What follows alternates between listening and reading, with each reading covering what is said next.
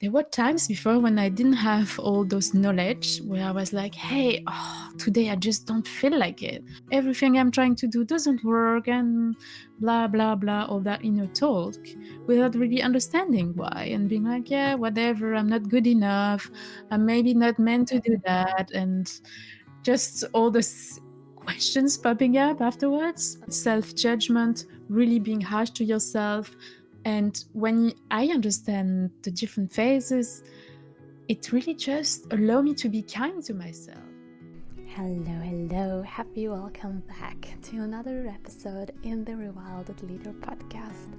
Today it's interview time. Elina is here with me and we're gonna talk about the menstrual cycle and the importance of the feminine cycle on our rewilding journey. So if you want to become a rewilded leader, living out your inner nature and be in flow with your inner cycle, then this episode is something that you're gonna like. We're talking about self-judgment and how we can let self-judgment go and make space for more kindness in our everyday life by synchronizing to our menstrual cycle. This interview will be split up into episodes. In the first, we're gonna focus more on the physical happenings during our menstrual cycle and also on the 4 archetypes that each phase of our cycle is connected to. If you know already a lot about feminine cycle and it's not the first time that you listen to a podcast like that, I invite you to still listen to that episode. Even I wasn't a newbie and I learned so much because Elina has so much knowledge and also a wonderful energy how she transmits her knowledge and her wisdom. In the second part of the interview, so in the next episode, we're gonna then focus on how we can now bring the knowledge from the feminine cycle into our business to really become these rewilded leaders that we want to be. Before we start, I have to say sorry to you. You're gonna hear in the beginning of the interview there will be some scratching noises, and that's because I had my microphone from my headphones close to my ears, and as I'm moving my head there was that microphone scratching my hair and I didn't manage to take that sound away. I'm really sorry for that, but it will not last the whole episode. It's just the first few minutes that you can hear these scratching noises. After that, it's gonna go away. Excuse me for that, and thank you so much for your understanding. Now, let's jump into today's interview about the feminine cycle. As you can see, and soon also hear, I'm not alone today. I'm here with a very special guest and a close friend to mine, Elina. Thank you for having me on your podcast. I'm very, very happy to be here today. It's my pleasure. So Elina and I met in Portugal, and it's so nice, it's so special to have you here because often when we are online entrepreneurs, we do not have contact with the people, like real life contact with the people that we meet, but you are one of the people I hugged for several months, several times a week, and that's just so special. Who are you? What do you do? Yes. So, yes, I am living in Portugal, as you said, and I am an entrepreneur for now a few years. I am a holistic massage therapist, I am a photographer, and I'm also holding space for women in order to connect to themselves, to their bodies, and to the cyclicity of life. So I got into feminine cycle a couple of years ago, yes. I dive into this topic, I did a training, and then I just started to experience it with myself. And oh my God, that was just a revelation to me to understand how, through that spectrum of understanding how my feminine cycle work, I can better kind of rewire my day, my entire month, how I can better understand myself, how I can better understand my body, and also how I can implement it in my own business and as an entrepreneur. Yeah, for me, it has been a real journey of self-discovery, I would say, to also be just an entrepreneur. Every day I feel I'm learning. I'm learning about myself. I'm learning about life. I'm facing my shadows. I'm facing my lights. I'm understanding what are my strengths and where I need help. And yeah, working together with the feminine cycle also really helped me to be kind to myself, to grow with the time, to grow with the cyclicity of nature, and to also allow rest within my own business frame. Because, yeah, as a beginner entrepreneur, at the beginning, I remember like having a lot of energy and want to be there and want my business to work and I want to do more. And what about that? And what about that? And always being in action, right? But then, yeah, at one point it felt a bit like off somehow. And I felt, hey, this is not really the way how I want to be an entrepreneur. I more feel that there's something more related to it. And so by understanding a bit more how my cycle was affecting me, this really brought into my own way of leading my business into that balance of feminine and masculine energy as well. I think you had a podcast about it, but so I'm not gonna go too much in detail, but to really find that balance within my own business. And yeah, so every day I'm like waking up, taking it with myself, taking in the phase that I am in, looking at the work that I am doing, and kind of building my day and my weeks related to that. So yeah, this is who I am, and what I like to do. It's to bring also my knowledge and my expertise around feminine cycle into the work I'm doing. So for example, with the photography work that I'm doing, I mostly work with women then to really help them also to connect with their bodies, with their own cyclicity, to reconnect with their inner power, but as well as through massages, as through holding space. I kind of mostly do it through that spectrum because I see that this has so much value to help women to empower themselves. And actually, the brand of my photography work is empowering photography. So I think it talks for itself, right? It's all about connecting to your inner light, to your inner nature, to your inner cyclicity, to fully step in your power and to fully be in your light and show up to the world in your most authentic self, but also in the most authentic and kind way towards your own self. Wow, thank you so much for that introduction. And I can only say this is something that we can see so easily in your photos, that you are empowering the natural woman, you know? Like when we look at your photos, I'm gonna put the link to your Instagram account in the show notes, so if everyone wants to go and have a look. It's so magical to see these beautiful, beautiful women, but not in that, okay, we put a ton of makeup on and in the best setting, super nice villa and the nicest light of 10, I don't know, light camera things. It's just natural. And this creates such a big, yeah, uniqueness to your photos. It really gives this feeling of empowered women when we look at these photos. So I really love the fact that you're bringing this feminine cycle not only like in your personal life, but you choose to adapt that to like one step further on a next level. It's not only about you, it's also about all the other women, and how can you through your work bring that message further? How can you spread it? I would love to ask you the question, what does rewilding or also rewilded leader means to you?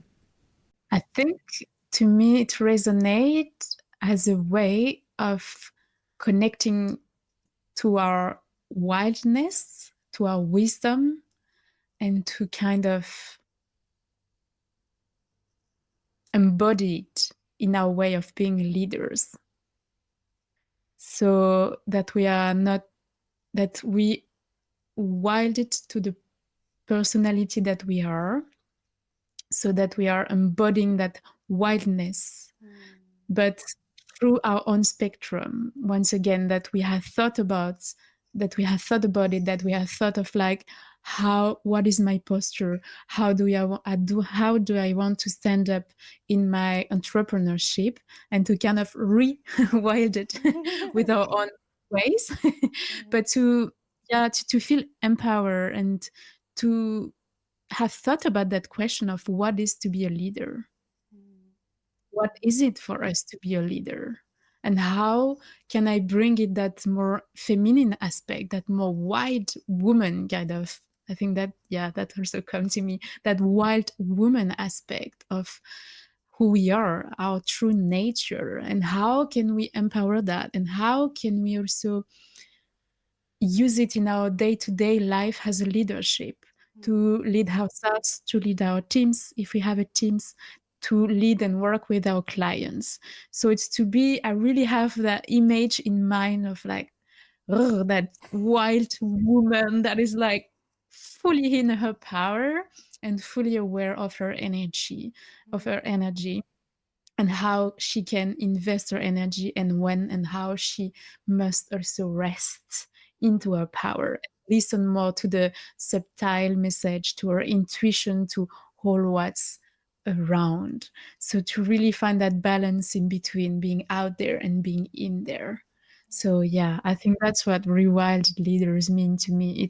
It's a leader that is in her power, and that is embodying all her phases as to profit it to her business, but also to herself before all. And this goes just hand in hand with the feminine cycle. When we come back to our inner nature, when we come back to that, who we really are, we are always going to be connected to that cyclic nature that a woman naturally embodies. So this is why I'm super happy to bring through you this topic into that podcast, because it's a very important step on our rewilding journey to accept and love to be a woman.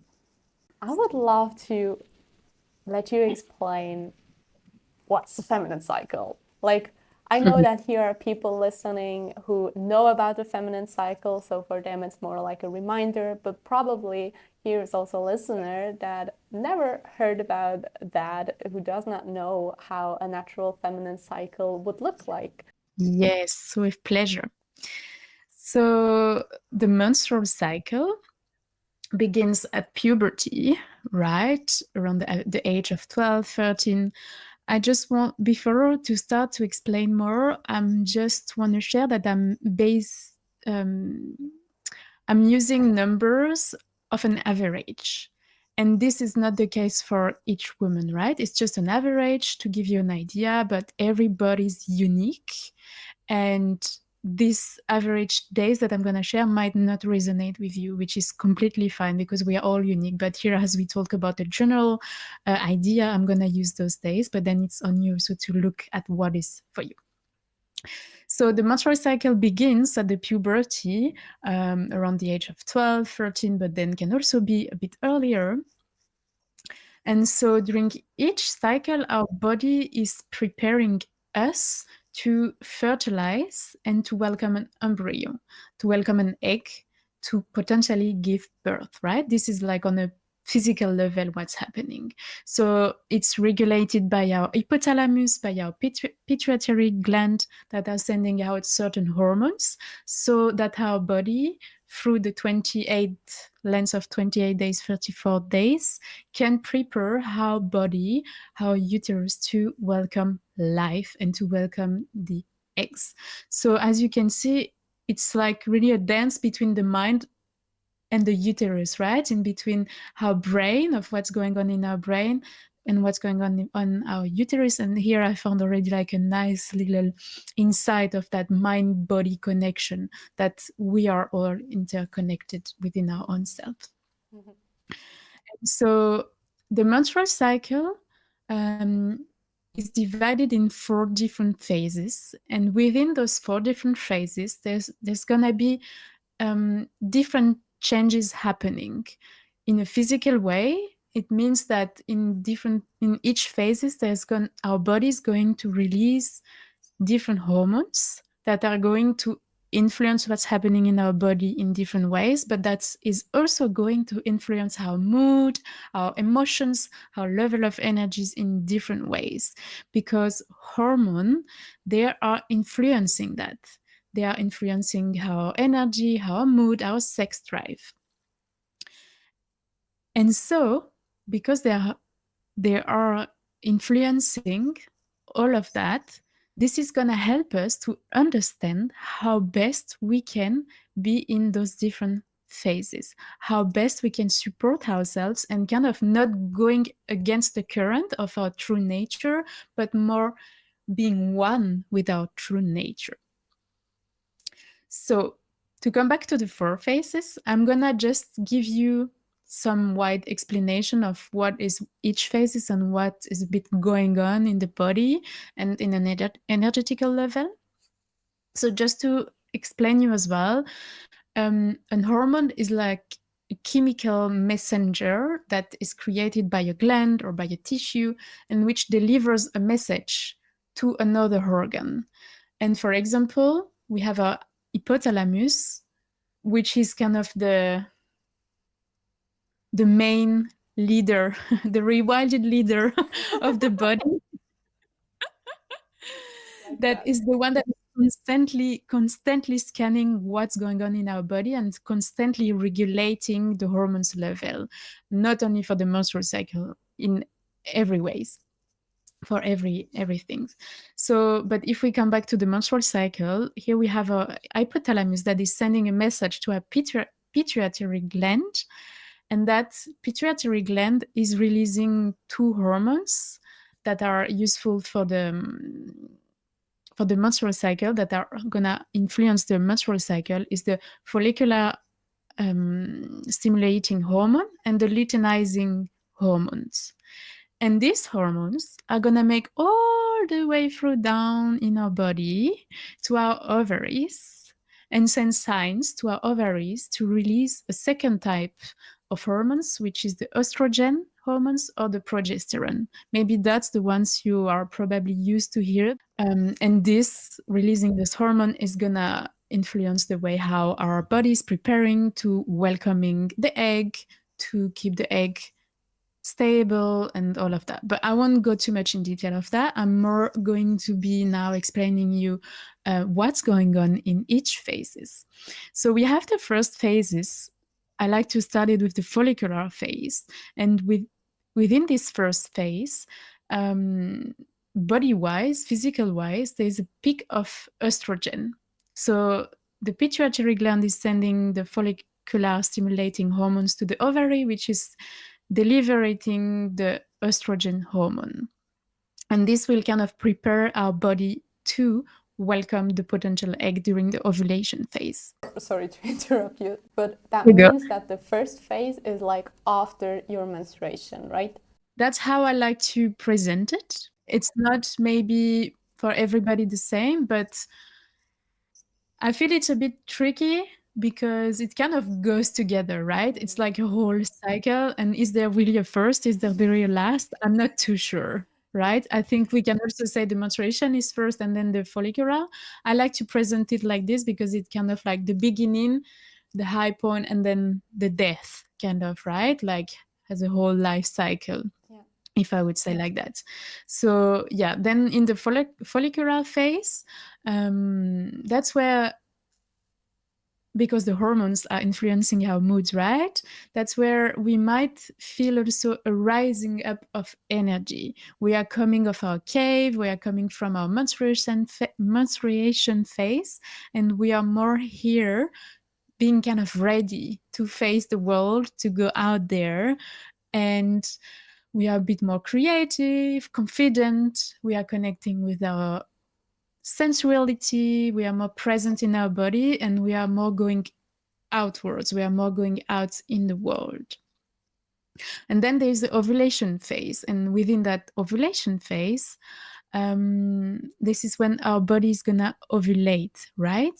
So it's going to be the phase when we're gonna be ready kind of to fertilize, so that we are kind of also going to be open to everything that's around us. Our libido is going to be high.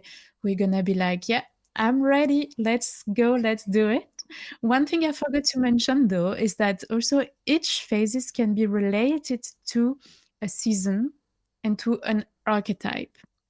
And for example, the follicular phase is linked with the inner spring, with our inner spring, and with the young girl archetype. So that also might talk to you a bit more. And the ovulation phase is linked with our inner summer, with the mother archetype. So it means that maybe you might relate a bit more to the summer season. What is summer? Summer is like fire, a lot of sun. I just want to welcome my family at home. I just want to do barbecue with my friends. I'm just out there. I'm enjoying life. I am enjoying taking care of others. I'm enjoying being there for them. So maybe this will give like a better idea of what is the ovulation phase. And during that phase, like there's a peak of estrogen and then also a peak of progesterone, which is the time when there is ovulation happening, which is happening for like a few days. And then after this phase, we dive into the luteal phase, which is connected to our inner autumn and to the wild woman archetype. So this is a time where the estrogen hormone drops down. We mainly have the progesterone that is still here, and also some testosterone. Yeah, here I'm only talking about the main ones, right? I'm not going more into details because I don't want to confuse and give too many informations. But yeah, during that third phase of our inner autumn, this is when we connect more with the wild part of ourselves. So this is a time where there's no bullshit time. We kind of like, I just know it. Not annoy me, like this is also the time where our premenstrual syndrome can kick in. So it's can be a time where it's a bit like more emotionally stimulating. We are more feeling unsettled. So it's also like a great time to really ground yourselves, to be in your body, and to really know, okay, that's okay. Everything I'm feeling now, this is fair enough. This is also what's going on in my body. So this is like a great time to connect with your creativity. It's more like a subtle creativity, be in the nature. And it's a time also where this phase you like to share, you like to pass on your knowledge because you reach kind of something that is higher to you and you can channel it back to the people. And then there is the fourth phase, which is the inner winter, the menstruations, connecting to the wise woman archetype. And during this phase, so our hormones are at their lowest. So our body just mainly wants to rest. He's doing a big work down in our uterus to release the endometriosis, to let it go of the past cycle. So we mostly want to be with ourselves in a slow pace. This is also a time where you can maybe observe for yourself, you just don't really want to socialize right now. You just want to be in your cave, like taking it slow. This is a time also where yourself is very connected to your intuition. So this can be a time where you receive messages within your dream, where your intuition might be a bit more present. So that's a time also of listening to what is present within yourself and receiving the messages. So here we are with the 4 phases. What I want to add to that is that each of them are interconnected and are interdependent. It's like the feminine wheel.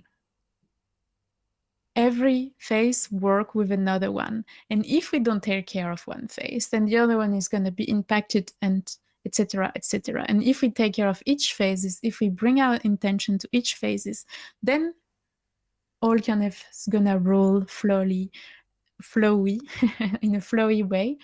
and we're gonna feel good within our own body. So yeah, I think that's already a great explanation. One thing that I thought is, for the people that don't have a cycle, it's also perfectly possible to follow those 4 phases, because each phase is also articulating with the moon phases. So for example, the follicular phase, our young girl phase, is linked with the rising moon. Our ovulation phase is connected to the full moon. Our follicular phase is connecting with the ascending moon, and then the menstruation phase connecting to the new moon. So maybe if you don't have yourself a cycle and you still want to get a bit more into that and see how this influences you, because after all, we all have that feminine energy in ourselves, right? That we can be men, women, that it's not a matter of sex or anything. Even in the nature, these energies are present, masculine and feminine. So this can be also interesting for you to look at through the moons, or also through the seasons, as you can see, like how I described each phases with each season. So this can be also a way for you to connect to that and connect to each phase and see how do they influence you. Just to clarify, when you say for people who does not have a cycle, does that also mean like women who use hormonal contraception as an example? Or how does hormonal contraception influences that, like on a holistic level, not really on a physical level, because there is pretty clear, or it's going just a bit too deep, but like on a holistic level, how does that influence? Yes. So for the women that are on hormonal contraception, so just for you to know that if you are taking like pills or having an IUD or any kind of contraception, this will affect the normal flow of your own hormones. So because it's kind of synthetic hormones, and they are gonna also here really affect you in a really individual way. So it's not the same for every woman. So that's why I'm not gonna I'm gonna generalize, but you have to look at your own self, right? But the hormones is the synthetic hormones that you put within your body through pills or any kind of contraceptions is going to either flatten your normal natural cycle, or it's going to amplify it. It's going to be kind of chaotic within your body. So it really depends on what you're taking, what the dose of hormone is, and many different factors. So I would say in that case, if you're on hormonal contraception, to maybe at first tuning with the moon, it might be easier, right? It might be easier to look at each phase and also to connect with how you are feeling, right? I think for me, one most important thing about the menstrual cycle, and to use it as a real empowering tool, it's also to use it as a way to connect to ourselves and to check in on a daily basis. How am I feeling today? What is the level of my energy? How are my emotions? Do I feel balanced? Do I feel unbalanced? What would I need right now? And yeah, just then, whatever on what you are, whatever if you have a cycle or not, to first connect to yourself and then pay attention to what's around you, what's present around you, maybe what sign, what guidance. I really see the menstrual cycle as a roadmap, as a compass in our lives, that we have a cycle or not. Thank you so much for clarifying that. I really loved also the archetypes that you shared for the 4 seasons. It was the young girl, the mother, the wild woman, and what was the last one? The wise woman. The wise woman. I really love them because I didn't knew that. I knew about the 4 seasons, and I think this is something that when you are interested in, this is something that you're gonna find pretty soon about these 4 seasons. but the archetypes are just giving another perspective on that feminine cycle. So thank you so much for sharing them. So one big question, why should we do that? Why should we take the time to wake up and to ask ourselves, oh, how do I feel today? Or, oh, what's the moon? Or, oh, where am I in my feminine cycle? So what are the benefits when we start following that, when we start to integrate that awareness into our daily life? So there are many benefits. I thought I convinced you already. No, But super skeptical. I have to give a little bit more here. Please. No, of course, no. Like there are many benefits on different levels. So as I was sharing before, like from my experience, from my point of view, one of the biggest and the first benefits is to that connection to our feminine energy and to our bodies, because we live in a society that is not really giving space to that sacred feminine energy.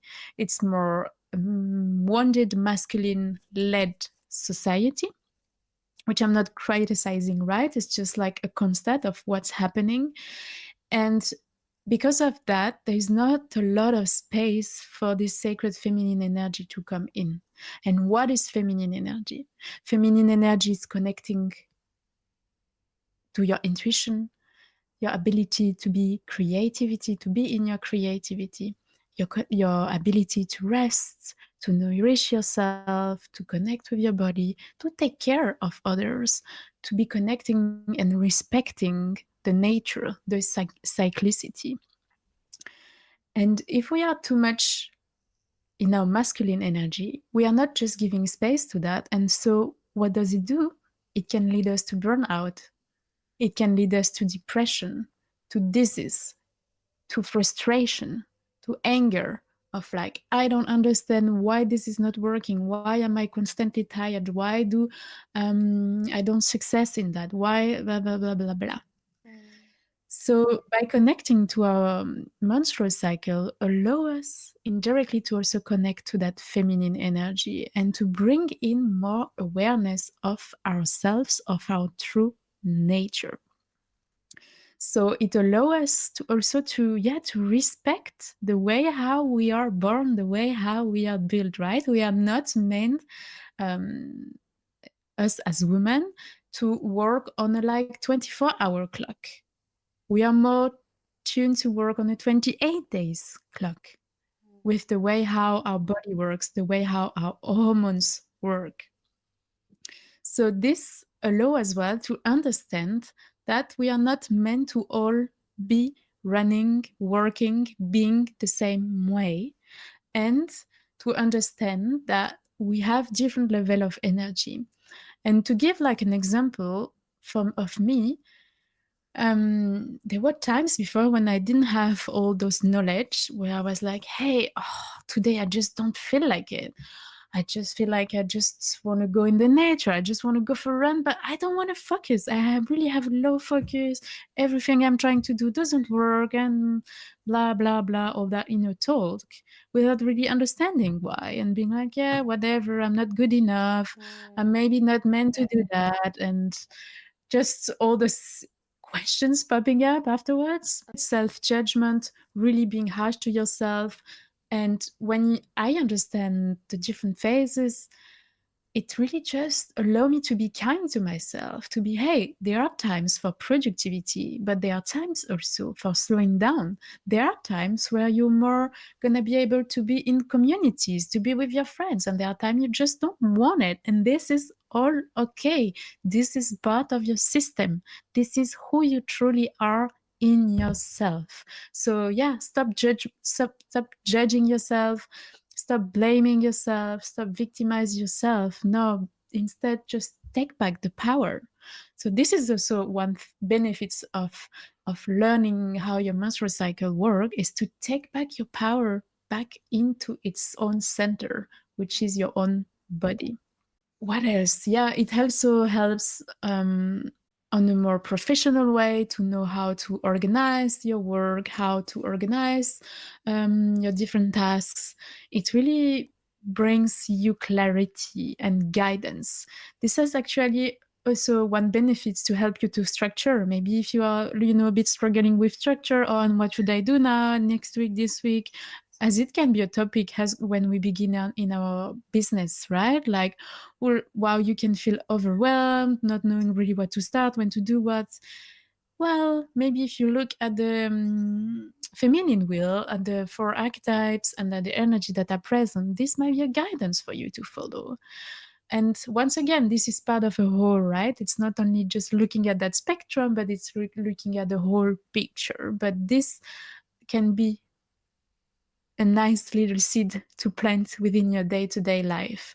And there's also, from a holistic approach, I'm not sure if we will dive too much into that now, but you can also adapt the workout you're doing, adapt the movement that you're doing to your own phases, adapt the nutrition, adapt what you're eating depending on which phases you are, because your body needs different kind of nutrients depending on the phase that you are in. So it can be really, really taking care of yourself in a holistic way, right? Like with different approaches. And this is the way how I'm living now. And this is the way what I truly believe in. And I can really see the benefits in myself. I just really tune in with my body, tune in also with my intuition, tuning with what is good for me right now. And also give space to failure, give space to, right now, okay, I know I'm here, but I have to do this. So, but that's okay. Everything is okay. Most important is that you're just tuning in with your own self and making sure that you're listening to what's present. That is wonderful. The thing you just described about the workout, the nutrition, and like really that holistic approach, is that something that you also share in your free guide? So yes, I do share like some insights of what you could do in each of your phases. It doesn't go too much in details, but just it gives you a nice idea of what could you do in that time regarding the level of energy that you're having. Was the first part of our interview. If you're interested in Elina's free guide she just talked about right now, you'll find the link here in the show notes, and I invite you to join us for the next episode, the second part of this interview, where we're gonna talk about how you can now integrate all the knowledge you gained in this last 30 minutes about your feminine cycle into your business, and how the 4 archetypes influences the planning of your business, and in which phase of your menstrual cycle is best to do what in business. So this is going to be a very juicy episode. I see you there. Thanks for being here, and let's rewild, honey.